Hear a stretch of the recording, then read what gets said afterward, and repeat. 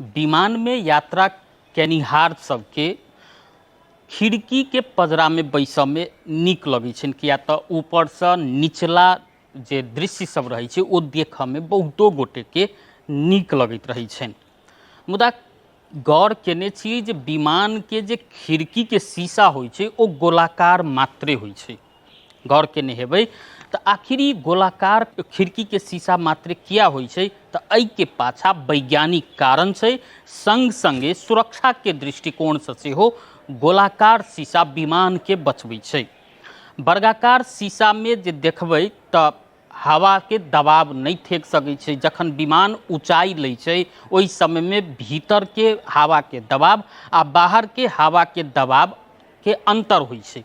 यदि गोलाकार शीशा रहै छै तो ओहि शीशा पर चारू दिस एक रंग के हवा के दबाव पड़ै छै, जे गोलाकार शीशा हवा के दबाव के संतुलित बनबै छै। एहि प्रकार से विमान के सुरक्षित बनबै छै। कतबो ऊंचाई पर गेला के बादो में गोलाकार शीशा सुरक्षा के दृष्टिकोण से मजबूत मानल जाइ छै।